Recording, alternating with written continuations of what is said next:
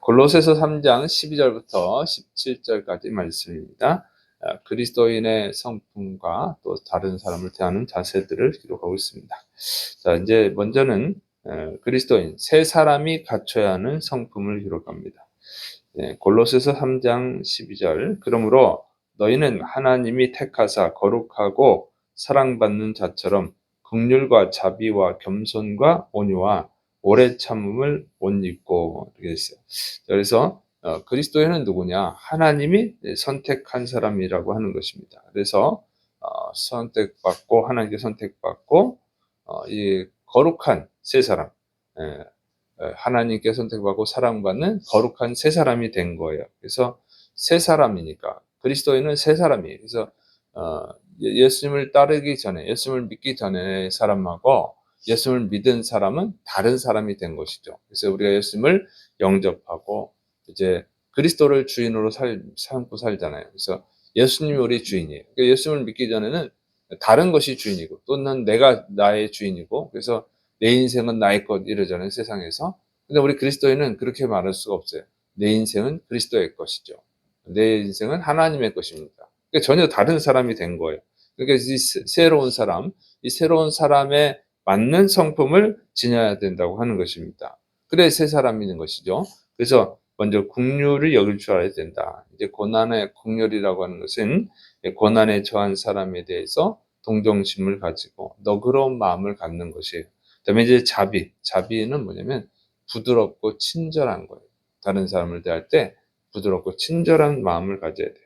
그다음에 이제 겸손이 뭡니까? 이 세상 겸손하고 성경에서 겸손은 달라요.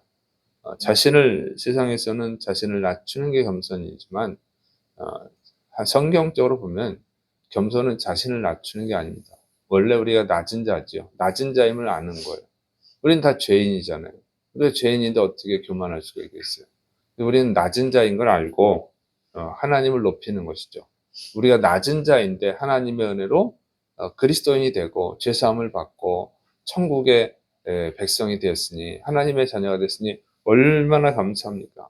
그래서 항상 하나님을 높이고 또 그런 마음으로 그 겸손한 마음으로 다른 사람을 대하는 것이죠. 그다음에 이제 온유하는 거예요. 온유는 이제 회개하는 마음으로 부드럽게 대하는 다른 사람을 대할 때. 그다음에 오래 참음은 이 복수하지 않고 오래 참는 거예요. 잘못을 다른 사람이 했을 때 복수하지 않는 것이죠. 이런 것입니다. 그래서 그런 이제 이 성품을 갖추고 다른 사람을 대하는 거예요.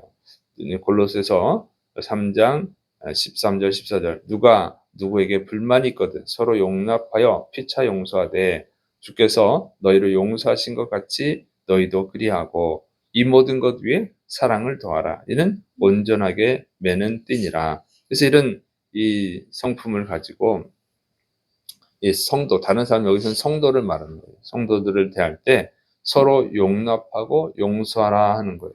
그래서 자신을 좀 비난하더라도 다른 성도가 비난하더라도 너그럽게 이해하고 그 사람이 왜 그럴까 이해하고 용서의 은혜를 베풀라 하는 것이죠. 그다음에 사랑으로 대하라는 거예요. 사랑은 이제 이런 그리스도의 사랑이죠. 우리가 그리스도의 사랑을 입었잖아요. 그래서 사랑이 있어야 이 그리스도인의 성품이 있어지는 거예요. 그래서 우리를 주님이 보시기에 아름다운 사람으로 완성시키는 힘이 사랑입니다. 그래서 기본적으로 그리스도의 사랑이 있어야 돼요. 그리스도의 사랑. 그리스도의 사랑을 우리를 온전하게 매는 띠가 되는 거예요. 그래서 이런 성품, 새로운 사람이 되게 하는 가장 큰 힘은 바로 그리스도의 사랑인 것입니다. 그리고 그리스도의 사랑은 예수님을 믿는 사람, 그리스도를 믿는 사람만 가질 수 있는 거죠. 그리스도를 안 믿는 사람이 어떻게 가질 수 있겠어요? 십자가의 사랑을 어떻게 알겠어요? 그러니까 그리스도인만 가질 수 있는 거예요. 그리고 그리스도인이라면 당연히 가져야 되는 거죠. 그리스도의 사랑을 우리가 받은 사람이기 때문에 예수님께서 1만 달란트 빚진 자 용서해 줬는데 그 1만 달란트 빚진 자가 100데나리온 빚진 자를 용서하지 않으니까 어떻게 해요? 그 용서가 취소되고 다시 감옥에 가두는 그 비유를 말씀하셨잖아요. 그래서 우리가 그리스도의 사랑을 받았음을 항상 명심하고 그 그리스도의 사랑으로 대해야 된다. 그게 그 얘기입니다. 자, 그다음에 이제 세 사람의 마음 자세입니다. 골로새서 3장 15절 그리스도의 평강이 너희 마음을 주장하게 하라. 너희는 평강을 위하여 한 몸으로 부르심을 받았나니 너희는 또한 감사하는 자가 되라. 그래서 이제 이 평강, 그리스도의 평강, 평강이 너희 마음을 주장하게 하라. 이것은 뭐냐면 그리스도께서 우리에게 주시는 것은 뭡니까? 결국은 평강이에요. 우리가 평강을 가질 수가 없어요. 그래서 돈으로 비싼 침대를 살 수는 있지만 돈으로 잠을 살 수는 없다. 그런 말 있잖아요. 근데 이제 평강이라고 하는 것은 이렇게 하나님이 주셔야 돼요. 하나님이 주셔야 평안하죠. 그래서 하나님이 평안을 주시지 않으면 평안할 수가 없는 거예요. 아무리 돈이 많고 아무리 높은 권력을 가지고 있고 아무리 좋은 옷을 입고 아무리 비싼 집에 살아도 근심 불안하면 그건 어떻게 할 수가 없잖아요. 네. 그래서 손을 대면 안 되는 그런 잘못된 무슨 약도 손대고, 그래서 연예인들 뭐 이렇게 보면 정치인들 이런 손을 댔다가 감옥에도 가고 뭐 그런 얘기가 나오잖아요.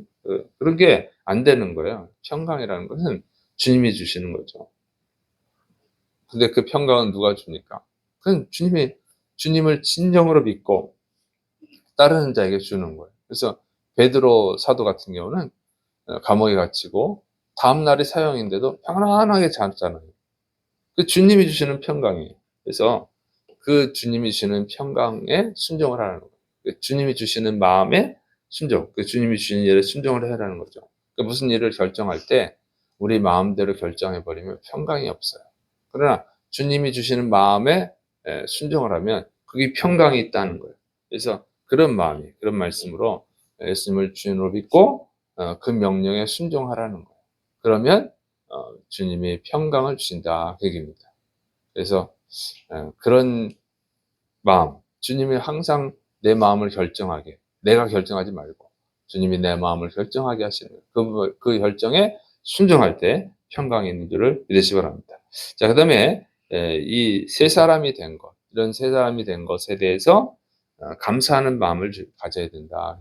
그래서 평강을 주시는 마음, 평강을 주신 것에 감사해야 돼.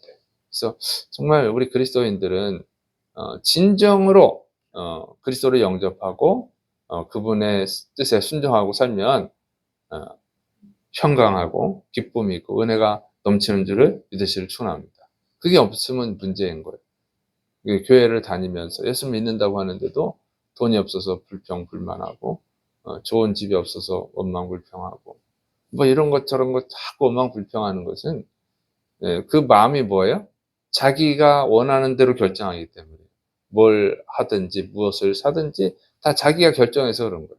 주님이 주시는 마음에 순종해서 하는 것이 아니라 그냥 내가 하고 싶은 걸 하고 그러다 보니까 문제가 자꾸 생기는 것입니다. 그래서 우리는 항상 감사하고 주님이 주시는 마음에 순종하는 마음을, 그런 자세를 가져야 될 줄을 믿으시기 바랍니다. 자, 그 다음에 이제 그리스도인이 할 일을 기록합니다. 골로새서 3장 16절부터 17절.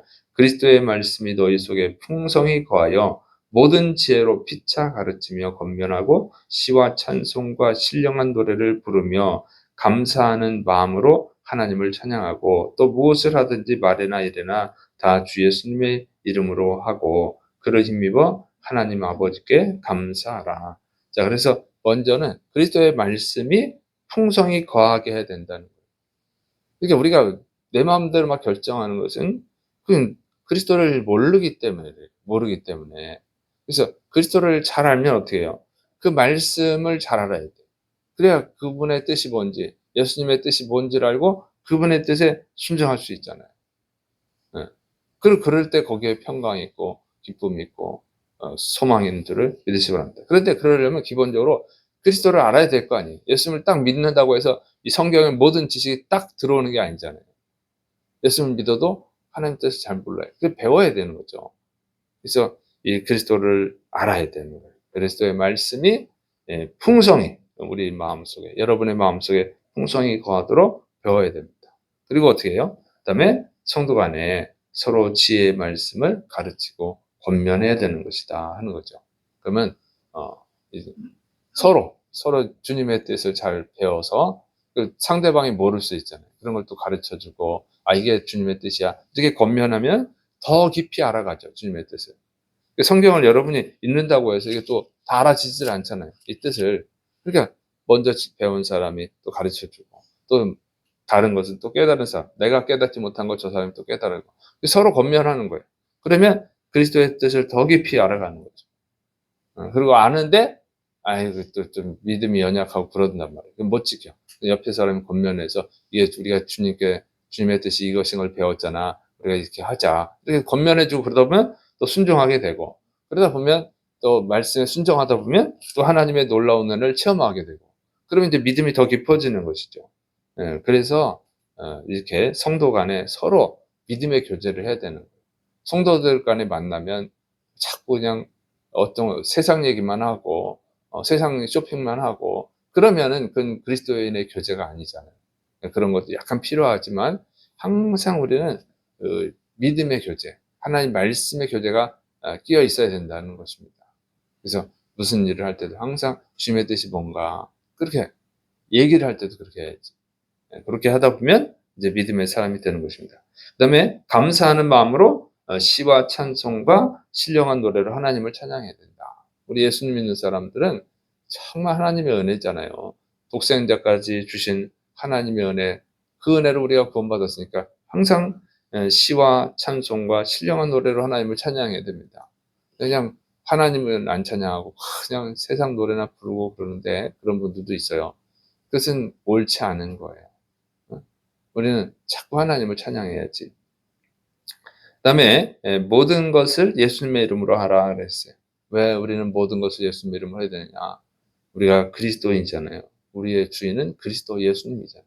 그러니까 내가 예수님의 종이다. 우리의 주인은, 나의 주인은 예수님이다. 그래서 명심해서 또 성도들 간에 교제할 때도 그리스도의 이름으로 하는 거예요. 그리스도의 이름으로. 무슨 일을 할 때도. 그러면 어떻게 하겠어요? 우리가 스스로 절제해야 되겠죠. 내가 예수님의 종이지? 어? 무엇을 하는 일을 하든 예수님의 이름으로 하는 거. 그러면 어떻게 됩니까? 우리가 당연히 겸손해지고 낮아지고, 우리가 낮아짐을 알고 예수님을 높이게 되는 것이죠. 이런 기본 자세가 있어야 되는데 이런 게 없다는 거예요. 그래서 골로새 교회에서도 문제가 생기니까 이런 자세를 가지라 그 얘기입니다. 그다음에 하나님 아버지께 감사라는 것이죠. 그러니까 우리가 갖고 있는 모든 좋은 것은 다 하나님이 주신 거잖아요. 돈도 하나님이 주신 거, 시간도 하나님이 주신 거, 건강도 하나님이 주신 거, 지혜도 하나님이 주신 거, 직장도 하나님이 주신 거, 집도 하나님이 주신 거, 다 하나님이 주신 거예요. 그러니까 항상 감사해야죠.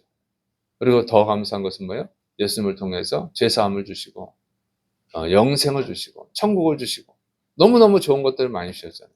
그러니까 우리는 항상 감사하는 마음, 하나님 아버지께 감사하는 마음으로 해야 될 줄을 믿으시길 축원합니다. 그런 감사를 가지고 직장 일도 하시고, 그런 감사를 가지고 다른 사람을 대하시고, 그러면 어떻게 돼요? 우리의 얼굴에, 여러분의 얼굴에서, 여러분의 모습에서 그리스도가 보이는 거예요. 그리스도가. 그러면 여러분의 그 모습에 그리스도가 보이면 달라지는 게 보이는 거예요. 예수님 믿기 전과 예수님 믿은 후에 얼굴이 달라지고, 말이 달라지고, 행동이 달라지고, 삶이 달라지면요, 그 사람들이 궁금해한다고. 뭐가 비결이 뭐냐?